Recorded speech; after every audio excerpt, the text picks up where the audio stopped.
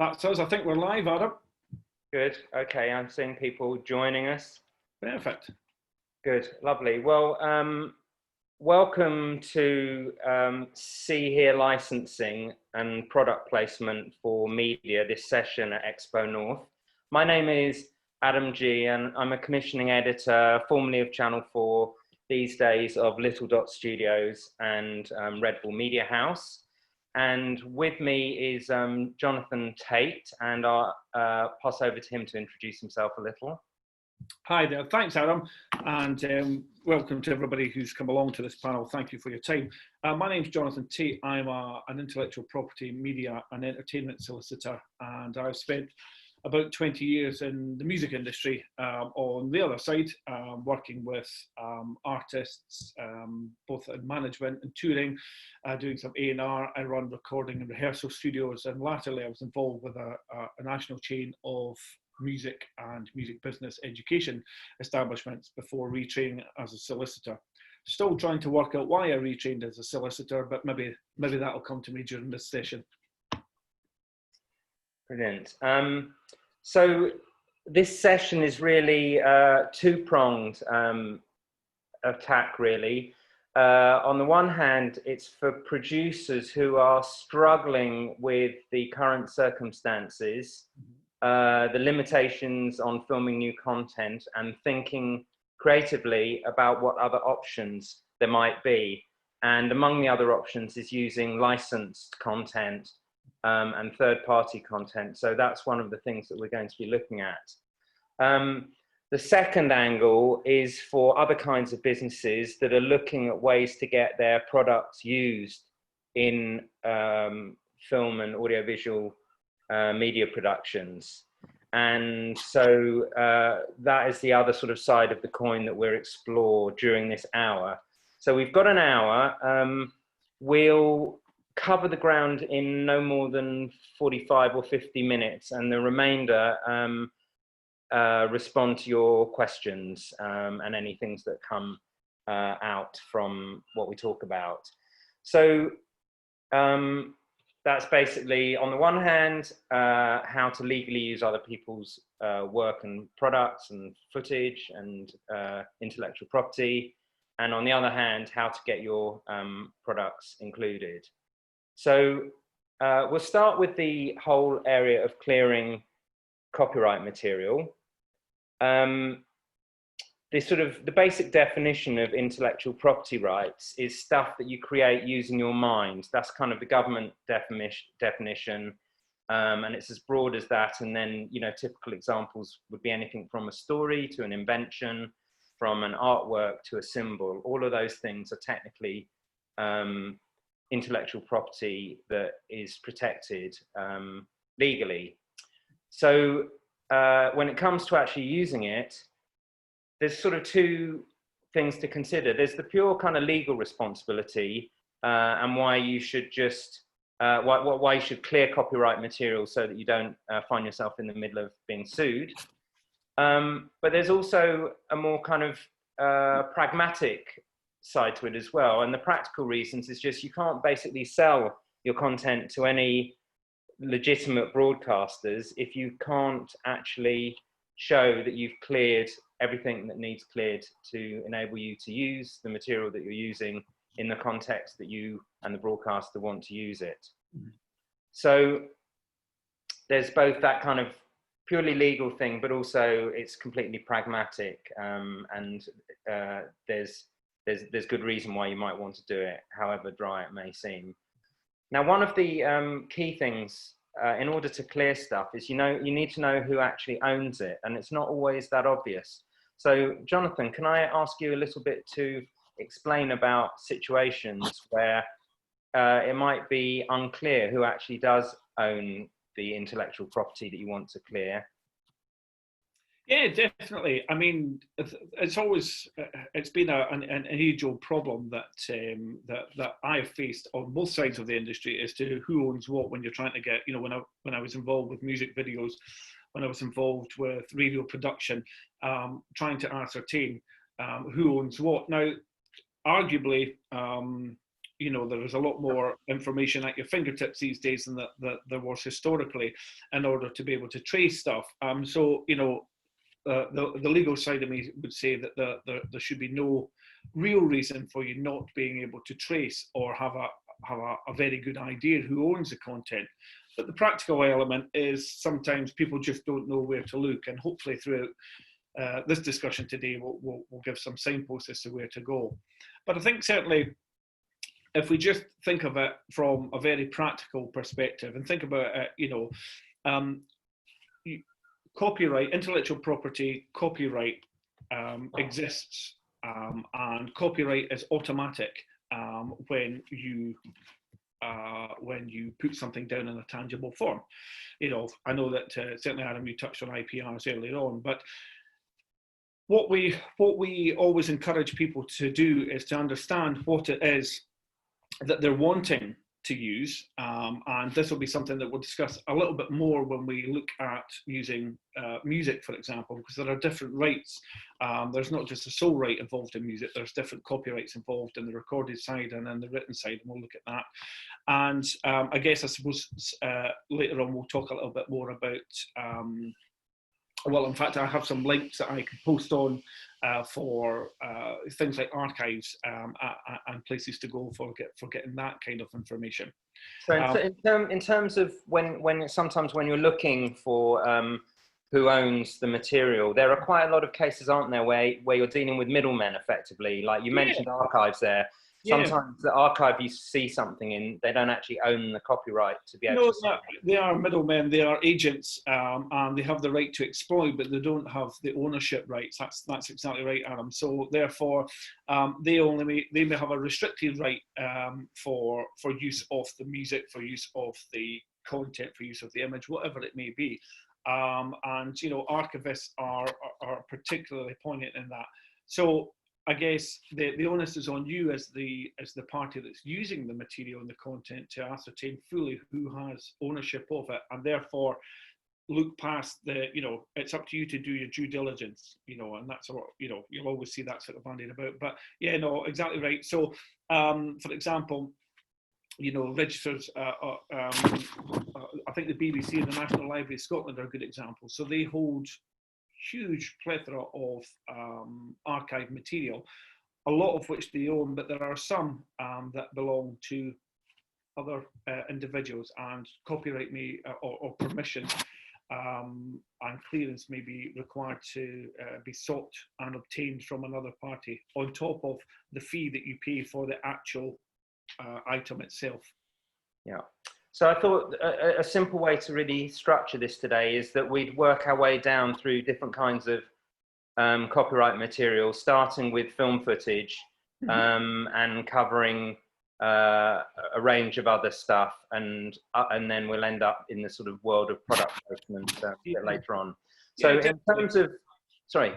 I mean, just ahead of going into that, I suppose I should probably say as well that there are standard sort of clearance procedures as well that we'll touch upon in a while. There are also instances where you can avoid this altogether, avoid getting clearance, and that's when a work is out of copyright. And I think a lot of people, this is where a lot of archive stuff comes in.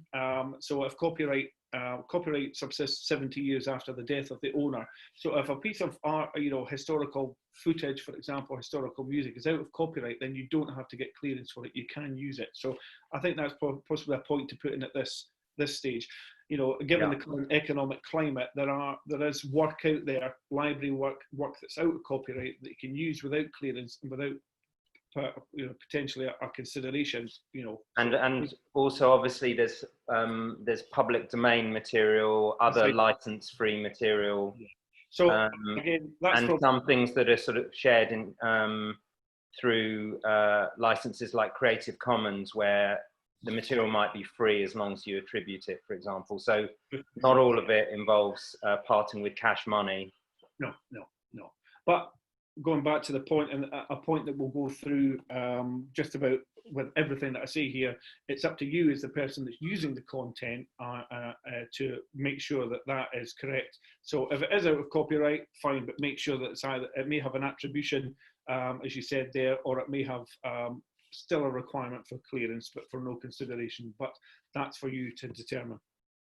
Right. So in terms of clearing and licensing footage, by and large, you're dealing with either archive material or library material, which are, I don't know what the technical difference is, but I guess library material is more out and out commercial. What would you say, Jonathan, are the main things to look out in terms of clearing footage? Well, I think the main one, I think we've already touched upon it, is just being very clear who owns it. It's not necessarily the person that's granting you the right to use it. There might be somebody else that owns it, and that's the one that trips a lot of people up with archived material. For instance, you know, I'm thinking about a case that we dealt with a couple of years ago, through another firm, where there was a production house that used archive content, and a very small piece of archive content, and it had come as part of a folder or a library of material that they purchased from the archivist. And it just so happens that one of them wasn't actually fully owned, and it had extra requirements on use, which the person who had purchased it in good faith hadn't realized or hadn't considered. And therefore, when the finished product was broadcast, there were certain parts of the material that were actually still under somebody else's control, and they hadn't given permission, and there was quite a bit of paperwork going back and forward between various lawyers to get you know, subsequent clearance for that. And what that meant in practical terms, there was a potential hold on the production whilst that was getting sorted out. And if you've got things like marketing budgets, things that you've got, you know, release schedules, that can have a really detrimental effect on that. By the time you get this bit of paperwork sorted out, you might have missed your window of opportunity. So again, due diligence is very important. Get your paperwork sorted out ahead of time, so that when you are ready to release, you can release in good conscience and you can release properly. Good. I think when we're talking about footage, it probably makes a bit of sense to just touch on the question of fair dealing and fair use, which people may have come across. So fair dealing is our UK term, fair use is the American term, which is a bit kind of broader. But basically, there are ways of using footage whereby you don't have to clear them because you're using them, for example, for review purposes. Yeah. It can be very useful, and there are whole films that have been made entirely on the basis of this, but there are also some disadvantages to doing it as well. But would you just touch on it a little bit? This is more by way of flagging it up than going into the depth of it. Yeah, well, as you say, I mean, the concept of fair use is, you know, it's subsisted in UK copyright law for a number of years.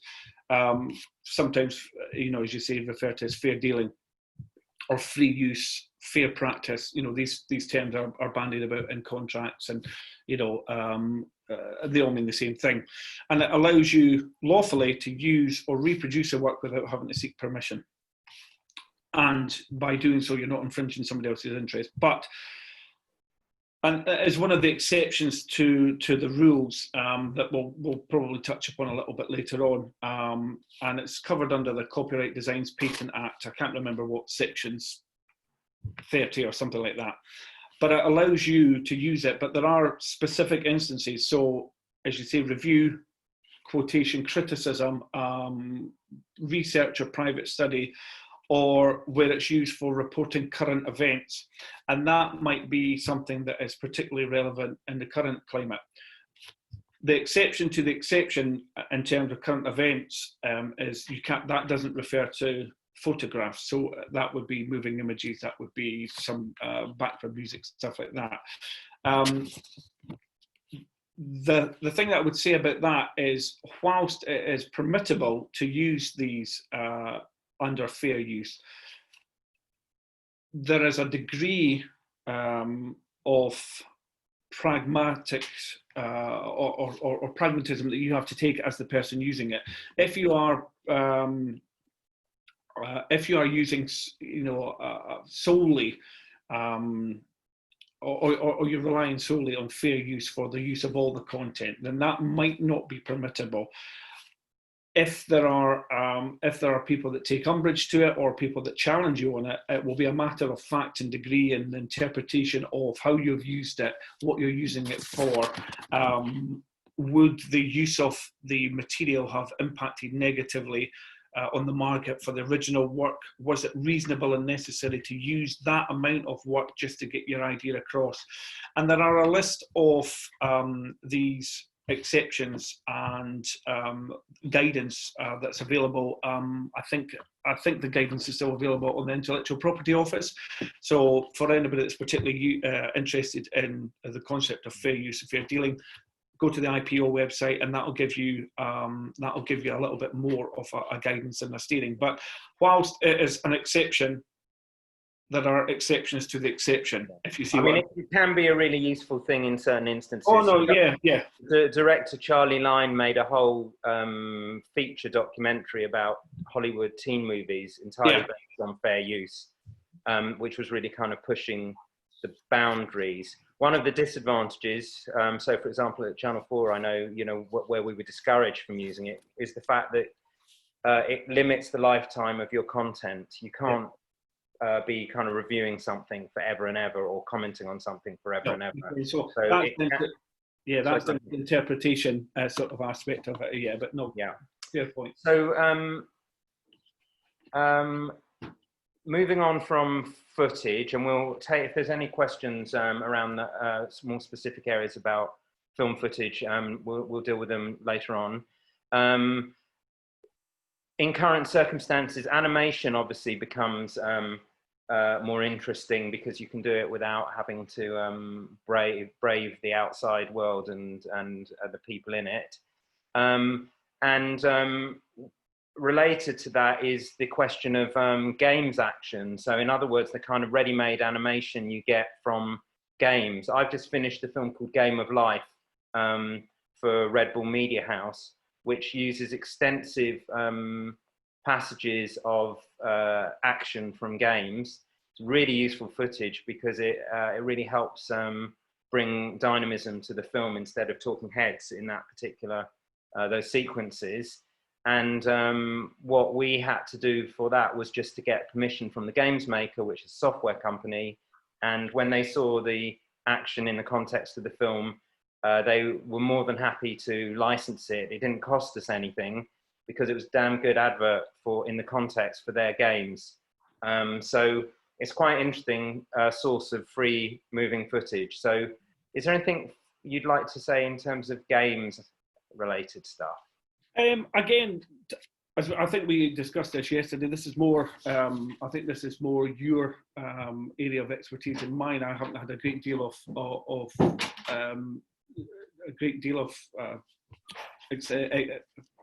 past in this, but my understanding would be, again, that it would be purely down to the seeking the requisite permissions and getting clearance. But again, it's not an area that I'm particularly exposed to. So I mean, the main thing is I wanted to flag it up because it's a really useful source of footage, also there's a lot of very creative animation that's been done using the body of a game to create material for a completely other context. So it's a really interesting thing to look at, and there's lots of good examples of it. So moving on from moving pictures, let's talk a bit about stills and photos, and also maybe kind of images and artworks. What are the main sort of statement points in that area, Jonathan? Well, again, like I say throughout all this, these are copyrighted pieces of material. These are other people's intellectual property. So, they're considered artistic works, and therefore any use, any reproduction requires permission, clearance, or a waiver of some kind. An interesting one about photos is we quite often get asked, who owns the IPRs in a photograph. And 90% of the time it's the person that's taken the photograph. It's not the subject of the photograph, and that's where a lot of people get a bit confused, I think, legally. Exceptions to that, and there are always exceptions, is that if the photographer, for example, is commissioned or is employed to take photographs, then the copyright and ownership might actually, there are people coming in the background in the middle of the live webinar. Sorry about that. So in terms of commissions, it might actually belong to somebody else, but photographs are one that we're constantly asked about. They tend to belong to the photographer, not the subject that the photographer has taken. Do the subjects sometimes have image rights in their own image? And what kind of people have those rights? Yes, they can do. They can have image rights, yes. But again, it would depend on the circumstances of either the commission or what the subject is, or who the subject is can sometimes matter as well. So the main thing is who actually took the photograph? Yeah, for 9 times out of 10, yeah. Or what the agreement for taking the photograph in the first place would be. Okay. Anything particular we should pick out for kind of artworks, paintings, that kind of thing? Again, it depends who owns it. Depends if it's still within copyright. There are a lot of examples out there at the moment of people using out of copyright artwork, for example. There are time limits, like for the life of copyright.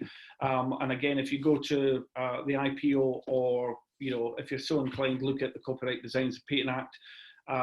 For the life of music, it's 70 years after the year of death. For artwork, it's much the same. I think that there's a slight change in literary work in terms of time. I think it's 50 years, but I may be wrong on that. I'll double check.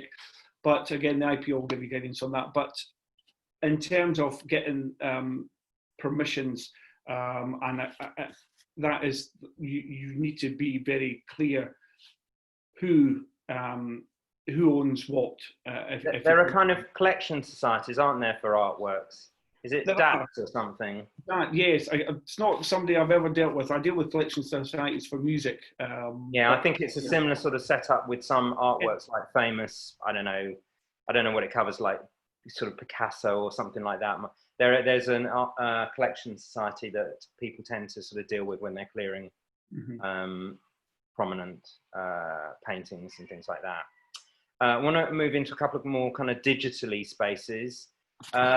Maps is an interesting one.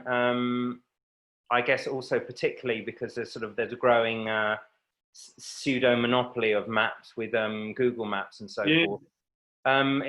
What should we pick out in the area of maps, because they're used quite a lot in shows one way or another? Yeah, I mean, maps are an interesting one. And Google Maps, for example, most of the Google Maps you will see are copyrighted material. A map is a copyrighted piece of art. It's an artistic work. There are separate exceptions and examples for it, but for the most part, it is a copyrighted piece of work. Certainly for Google Maps, there are standard sort of waivers that you can have, providing that you attribute who the map comes to. So I think we mentioned earlier on about attribution for use of certain things. So Google Maps does that, and they have a sort of blanket waiver that you can put on your production, or that you can credit them, if you like, with. Sorry, I just want to go back a tiny bit, just because I didn't realise that there's a chat thing and a Q&A thing, and they're not one in the same pool of things. So Bruce has just asked about the time limit on photographs. Is that what you were saying you weren't 100% sure about?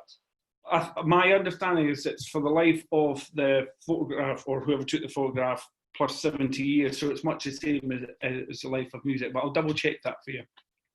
Okay, and the other question that's come in is about whether if you use material from a book by an author that's been dead for more than 70 years, do you still need permission from the publisher?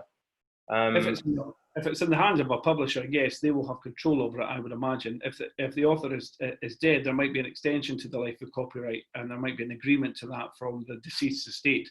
So if it's a published piece of material, I would always go through the publisher, who will either require a payment for the estate, or they will be able to provide it to you with a waiver. But there will be, if a publisher is involved, always go through the publisher. Right. Okay. So just scooting back. So with stuff like Google Maps, how does that tend to work? Because we see it on the news a lot. Is that just a question of attribution? You just have to say where you sourced it from? Yeah. Okay. Sometimes if it's more sort of detailed maps, there will be a fee required for it, or there will be a specific credit that the map or whoever's provided or detailed the map will require. But normally attribution will be sufficient. We've got a question here from Viv about whether you need permission to show wall art on a podcast. I think the answer has to be yes. I mean, if it's if it's subject to copyright, which almost all of it will be, then you do need to sort of clear it in the normal way. Yeah, and I think we'll say, yeah, that would be normally the case, and we'll touch upon this, I think, a little bit later on placement and incidental placements and stuff like that. Yeah. Okay. So from Maps and Google Maps, I think one thing that people often don't realise is subject to copyright are computer interfaces. So that could be anything from a Facebook page to a mobile phone screen, but those things are actually subject to copyright. And that explains why you often see, for example, email interfaces reconstructed as kind of generic interfaces rather than looking like any particular software. Is that an area that you deal with much, Jonathan? Not particularly. I mean, the only times that we've had any dealings with them are more to do with data protection, actually, because there's personal data involved in it. So there have been some instances whereby in I think it's news reports, examples of localized news reports, there have been tweets or Facebook posts used, which are, an individual has been identifiable. Bearing in mind that, not only is a computer interface somebody's intellectual property, i.e. Twitter, Facebook, Instagram, whoever that may be, but there is intellectual property also in the page of the individual that has put content on, and the words that they have used, and there's a data protection issue. So if you're copying and pasting, if you're doing a Twitter spam report or whatever it is, then there are intellectual property and data protection issues. So I think a lot of people who don't realise either of those things, quite often you can sort it out by a little bit of judicious blurring so that you're not showing precisely. And trademarks. So I had in the film I mentioned earlier about the games film that I did for Red Bull recently. There's a scene where the two protagonists walk down into a pizza place in California, and they walk into this kind of room full of pinball machines, and one of the really prominent ones is a Spider-Man one. And the compliance lawyers at Red Bull insisted that we blurred out the kind of the Marvel owned stuff, even though it's kind of incidental. It wasn't relevant to our scene. It was just they were standing in front of it. But it's you have to be quite alive to those things, and different broadcasters and different brands are going to have different standards that they apply to those things. And the same is this whole issue of computer interfaces. I'm sure you'll see no end of computer interfaces in different shows if you look out for it. And the question really is what kind of risk a given broadcaster is prepared to take, and whether they think anyone would have a reason to sue them over.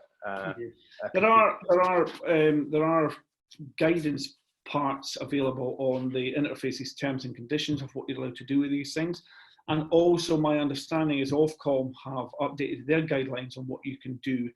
And I think that's relatively recent updated guidance on, the inclusion or the use of interfaces. So that might be a handy place to have a look. Yeah, that's good call. The two, I'd just like to ask about, because people get confused about this. For example, if you're shooting a scene and there's something on the TV in the background, you know, there's a program playing in the background, do you have to clear that?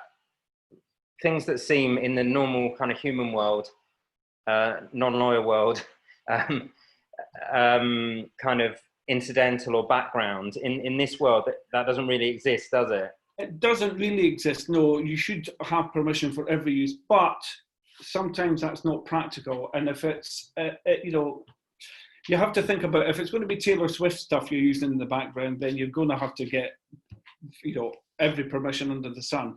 But if it's, you know, if it's, I don't know, Katrina and the Waves, for example, I'm only using that because that was used a couple of years ago. And normally permission would be granted on that, unless it's something that exasperates the scene, unless it's something that the main characters, or, you know, in the production, or it's got a link to the production. If it's completely and utterly incidental and made and included by way of accident, for example, if you're doing a crowd shot and somebody's got a device that's playing music in the background that's completely irrelevant to the piece that's being shot, then the likelihood is you will get away with it, but to the letter of the law, permission should be sought for everything that's included, incidental or not, in the production. I mean, it's very dependent on context, isn't it? But if you were dealing with a sort of kosher kind of broadcaster, like say Channel 4, and you had something incidental playing on the TV or on the radio, you're just not going to get your program through compliance if it's something remotely kind of commercial. Yeah, it's not worth it for a lot. But I'm thinking, you know, for independent productions, they may not have the wherewithal, they may not have the finance, they may not have the resources to do that. And if it's, you know, something like a live news broadcast for a localized radio station that catches something in the background, then, you know, you could go back to the concept of fair use. You could look at incidental use, and you could look at the facts and circumstances of how it's included, and if it's got any diminution for the market value of the original piece or not. And all these elements will come into play if there was a challenge on it. Yeah. So anyway, the practical guideline really is just be really cautious about what's playing on the background on the TV, what's playing on the background and the radio. And I think that, yes, someone called Viv has commented, I'm not sure whose wall she's commenting on, but it might be yours, Jonathan. I don't think it's mine, because actually on the background in my wall is something that I made myself, so I'm the copyright owner and I'm happy to have it displayed in this context. This is artwork for a great Glasgow band called the Mickey Nines, which I was involved in and presented to me. So I suspect Viv recognised that, and that's where her comment comes from. While we're there, we've also got a question about would computer interface and social posts apply under fair usage? And potentially, it depends on the context of what is included in the social post or the interface, and it depends on what the approach that you were taking is. And again, the law is very specific on a lot of parts and extremely grey on another lot of parts in terms of the practicalities of implementing the law. You know, to the letter of law, no, you shouldn't include it, but, you know, fair use is about interpretation, it's about context, it's about what you get out of it as well. So you'd have to look at all these various elements and take a practical risk-based assessment on whether or not to include, use, or cut. Yeah, I mean, obviously context is critical to everything we're talking about. It all boils down to that, and there's lots of things that you can do which you might be surprised about because you've got the right context. So it's always a big issue around compliance. But I just wanted to touch on, just step back a minute, just from the fact that one thing to sort of bear in mind with this whole area is you've got the kind of regulations and compliance, which is the purely kind of legal side of it. Mm-hmm. But beyond that, from the point of view of a broadcaster or a brand, you've also got the question of reputation. So, you know, sometimes you might be able to do something legally that you don't think is actually not good for the reputation of the organization. No. And then there's a third strand, which is kind of one of brand integrity. So I've been making a load of films in the last 18 months with Red Bull Media House. And I know from that, for example, that issues of, there are certain kind of other brands that really kind of clash. So for example, they don't like to see Olympic rings anywhere because the Olympic organization is very touchy about who and how and when their logo is used. So it's very protective. Yep. Just kind of a world of pain, really. So they avoid it. Also, I mean, it's a good example of a place where you might have athletes that are endorsed by another brand. So you can end up with these kind of brand clashes. So you need to be really careful. From a practical point of view of a filmmaker, one of the things that's really worth thinking about is keep an eye on what your contributors are actually wearing when you do their interviews.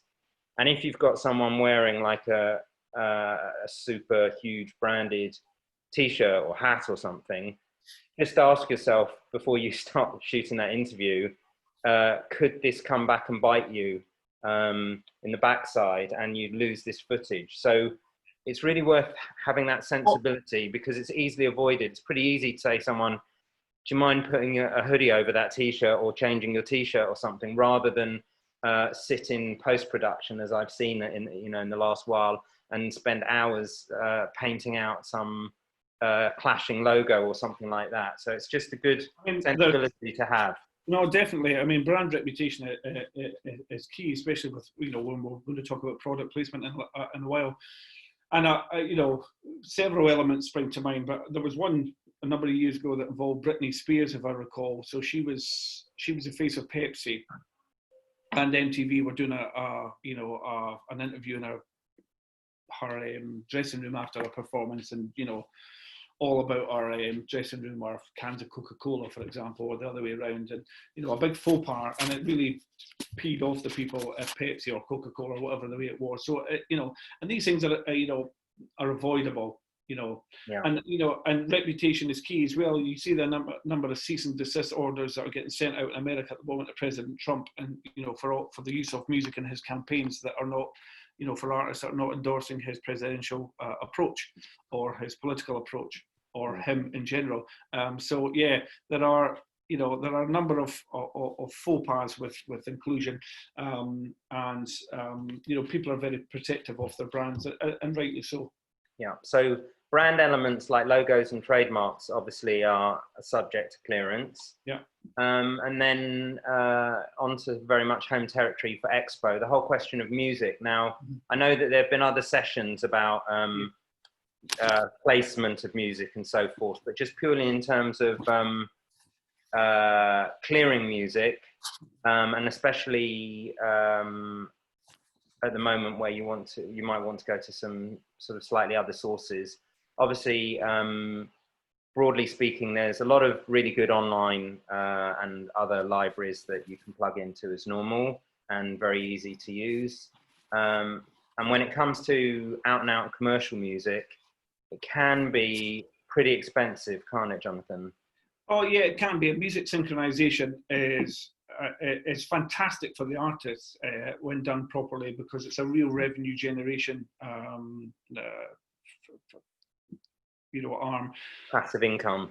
when done wrong, it's a nightmare, to be perfectly honest. But, you know, sync is great, especially, you know, especially prevalent now, given the fact that most artists can't, you know, generate an income stream from any live performances. So sync, you know, placement in adverts, production, so forth, will be very, very important. And there are a number of great agencies that deal with music synchronization, you know, two off the top of my head: Centric Music, Emu Bands. So you can approach them, you can look at blanket licenses for a production, you can look at specific licenses for the use of a song, an element of a song. There are lots of production houses that will have a library of music themselves that you can use. Publishers are always looking at exploiting and synchronizing their artists' repertoire. But there are a number of other areas. I mean, it strikes me that a lot of people don't think out the box with these things, and a lot of people don't consider contacting artists direct. And by that, I mean, these are artists that are not necessarily published or under major sort of recording or, recording deals. But I had a call a number of months ago from a production agent who was looking to use a song from a local band who weren't signed, who didn't have any kind of publishing. And, it struck me as odd that they would contact a lawyer to make that contact first rather than contact them directly. There are agencies such as Highlands and Islands Enterprise, XpoNorth, Wide Days, people like that have artists that turn up all the time looking to pair up with, film houses, production agents, and so forth. So there are a number of places going out there. So think a little bit laterally, but in terms of music sync, there are specific agencies that deal with that, or publishers that deal with that directly. So number of places to go to. Do we need to say anything about, without wanting to teach any grannies to suck eggs, but is it worth just mentioning quickly the distinction between recording rights and publishing rights? Well, yeah, I mean, there are copyrights, as I mentioned earlier, there are two different rights in a piece of music. There's the recorded right, and there's the right to the copyright to the writer or the author of the music, and those are distinct, and they could be owned by two different people. Publishers might own the right to the master, for example, but the written work might lie with the author. The author might have assigned the rights both to the or both rights to the publisher, or a record label might be involved as well. So sometimes when you're going down the use of music, it's not just a one-stop shop. You might have to actually get the right from 2, 3, 4 different parties. I mean, so typically, at its most simple, it will be the writer of the song and the singer of the song are two distinct parties. Yeah, it's simple. Yeah. Where that becomes really problematic, and is when there's multiple writers on the song, and so there might be multiple rights or clearances that you have to get. But normally in those terms, you've got a publisher or a label of some, or a representation of some kind to deal with that, rather than getting the 45 different people that have been on the Beyonce song and contributed one word, because that's a pain in the neck. I mean, one thing we should flag up, which is, although commercial music can be extremely expensive, you're never going to know unless you ask, and it's also contextual. So, I mean, I remember doing a film for, I think it was for Bernardo's, where we managed to get a U2 track for nothing because of the charity context. If you think the artist will be sympathetic to your program, it never hurts to ask. They can only say no. No, I know several Scottish artists that contributed music to the Scottish independence campaign because of their political persuasions, and so it never hurts to ask. They can only say no, or they can only point in the direction of somebody that might say yes or no. So, but it never hurts to ask. But always ask, I think is the message. Yeah. Audio effects I'm going to skip over, but just bear in mind, even audio effects can have copyright, and a lot of the ones that you get up online, quite often the deal is just attribution, that you give a credit for the person that created the audio effect or recorded it. But what we were talking about brings us really nicely to the question of placing products, because, I mean, in principle, it's kind of free advertising, and very often a kind of win-win framework where basically the thing that's being placed and the people where it's being placed with, or the production where it's being placed with, both benefit. So apart from free advertising for your product, also you can have a kind of beneficial or even aspirational association. So, a really obvious one that we all know is Aston Martin and James Bond. Giving a couple of Astons for free creates incredible value for the car company in terms of being connected with such a recognizable and aspirational character. Yeah. But all of this is in a kind of regulated context, so it's just a question of setting things up right. But I think you know, there's no reason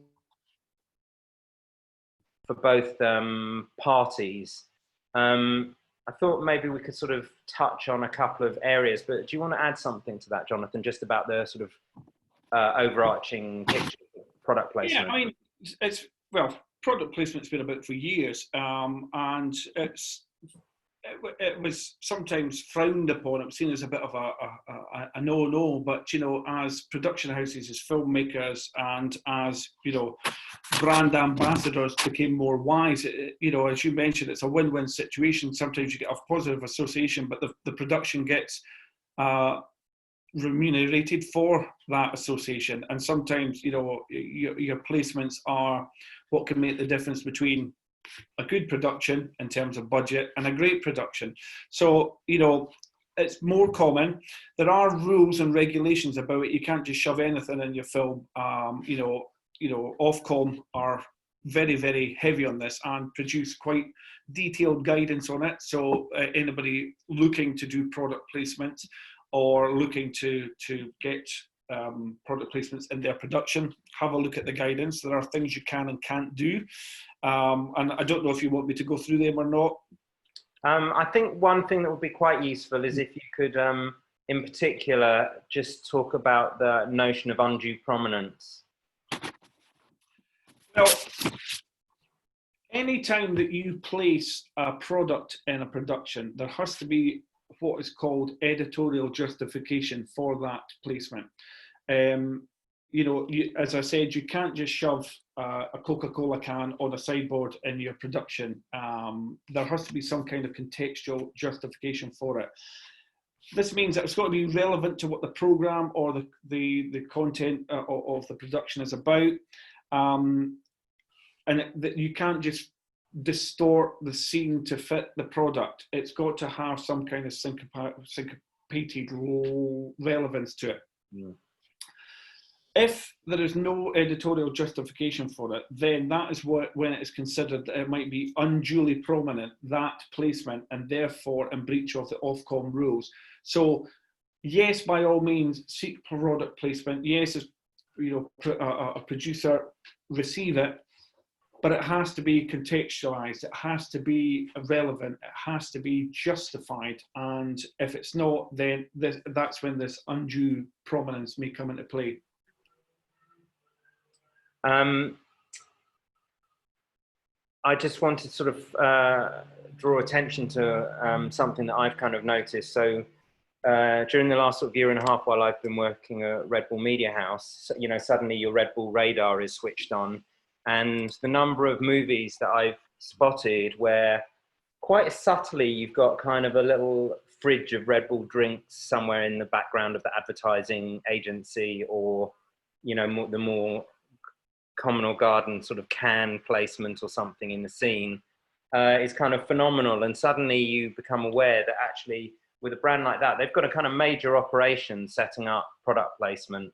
And it's just a real sign of what a kind of win-win it can be, bringing down the budgets of the producers, you know, getting all kinds of things, whether it's you know, just stuff that's going to take some numbers off your budget bottom line, or those kind of more intangible things of the association that can be useful. But it's really something well worth considering if you can find a way through it. And there are various sort of specialist agencies around which we should just sort of flag up. And then there's other agencies, some of which you kind of mentioned, like Highlands and Islands Enterprise, but and then at the end of the list, there's kind of just having the chutzpah to call up and make a call and try and sort of leverage your sort of lever your product into the into the film and show the producers why it might be a useful thing to them. But in terms of those kind of specialist agencies and stuff, have you had much dealing with those, Jonathan? I've had some dealings with them, yeah, but those are the ones that I've had dealings with or links with have been product placement departments within actual production houses. So there are larger scale productions that have specific managers or departments in some cases that deal with this. There are agencies, as you mentioned, that are involved, the names of which escape my head right now, but I do, I can get some information if anybody's particularly interested in it. But there are, much like I was mentioning earlier on about the music synchronization, and the publishers and the sync houses, there are product placement houses or agencies, should I say, that are available. But if you're looking to get it placed, then you can go direct to a production house and look for either a placement manager or the placement department, and that's where a lot of conversations will start. In your example of Harris Tweed, then they have that's dealt with, as I understand, by their marketing department, and there is somebody that deals with products placements within the marketing and comms department. So that's sometimes a good place to start as well. But like a point you made earlier, Adam, about the music, ask. There's no reason why you shouldn't ask. If you think that you have a product, if you've got a product and you think it would benefit the production, if you're, I've got a friend who makes perfumes on one of the Western Isles. If you have a budget, or if you have a production that's on the Western Isles that's featuring, people about or the different types of work, then why not contact them? If there's a relevance and there's a link, or you can, you're particularly good at pitching a link, then absolutely, why not? Yeah, lovely. Now we've got a couple of interesting questions that have come in, and we've got 7 minutes left, so that's just about enough time to answer these. And if anyone else has got any kind of last minute questions, please do put them into the Q&A section at the bottom of your screen. So one from Bruce is, how easy is it to budget for copyrighted material in the early stages of a project? How long is a piece of string? If you're looking at have the Rolling Stones songs in your production, then you know that you're going to need quite a substantial amount of money in your budget. If you're looking to have the Mickey Nines in your production, then it's going to be a much easier. But you can sometimes get an indication of cost from agents, from sync agents, ahead of actually, doing the deal, and you can get a fair indication from production houses on the use of particular pieces of copyrighted material as well. So it's not the greatest black and white answer, but do your homework.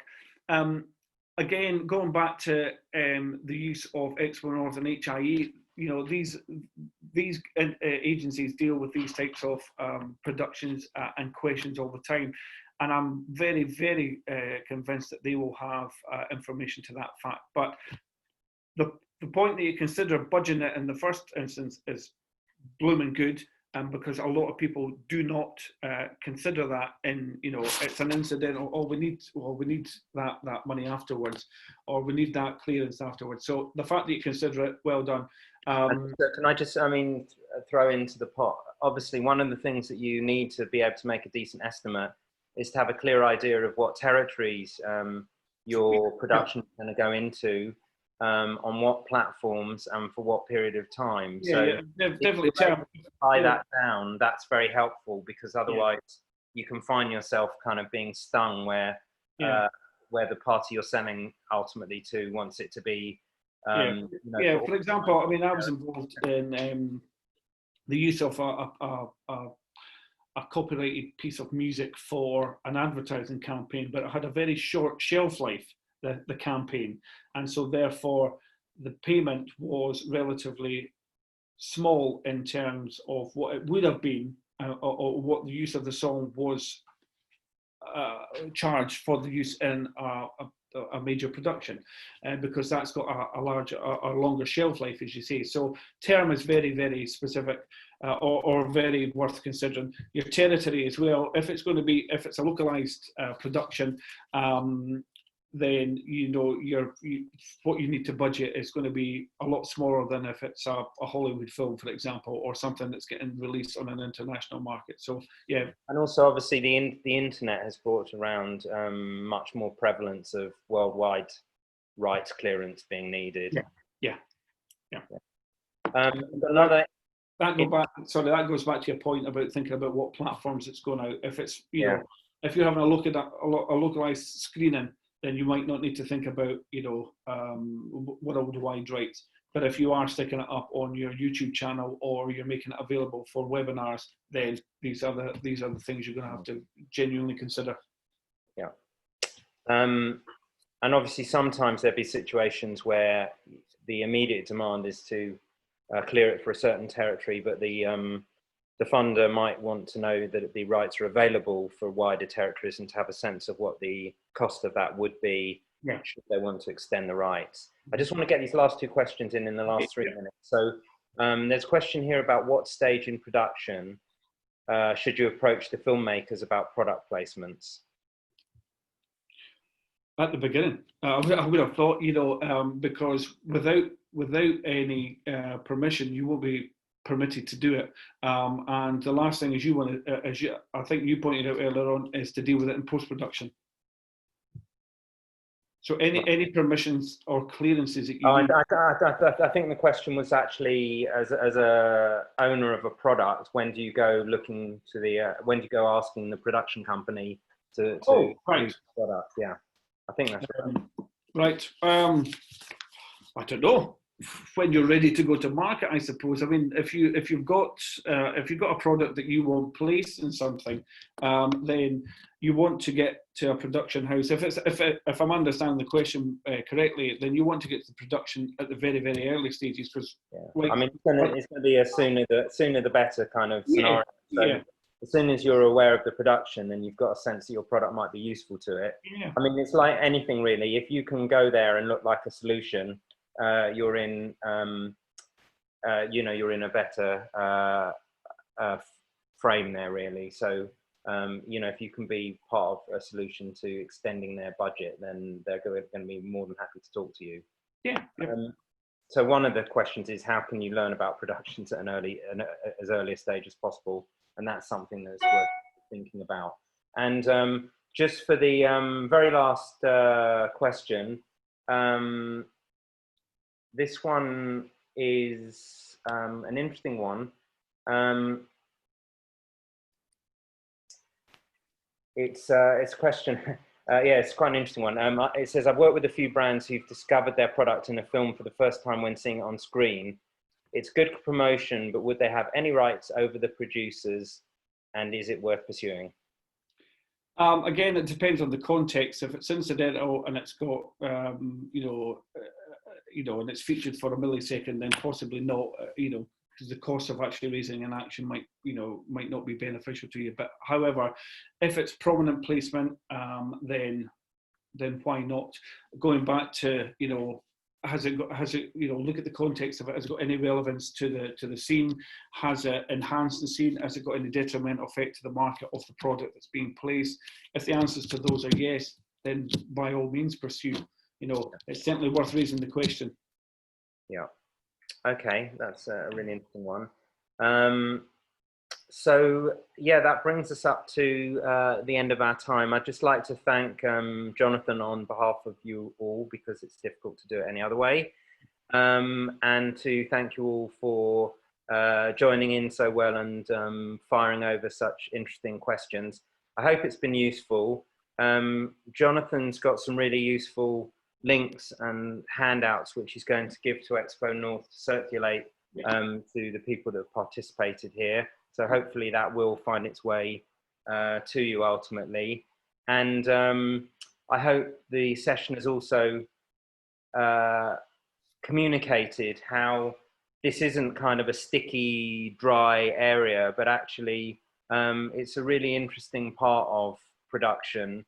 and there is real scope for creativity about how you work with copyrighted material. And in the sort of current weird circumstances where we're slightly more hamstrung in terms of our production, it's really worth something, worth looking at, because it could get you out of a hole or just give you a whole new way of telling stories. So thanks very much for coming along, and I hope you enjoy the rest of XpoNorth. Thanks. Take care, everyone. Thank you.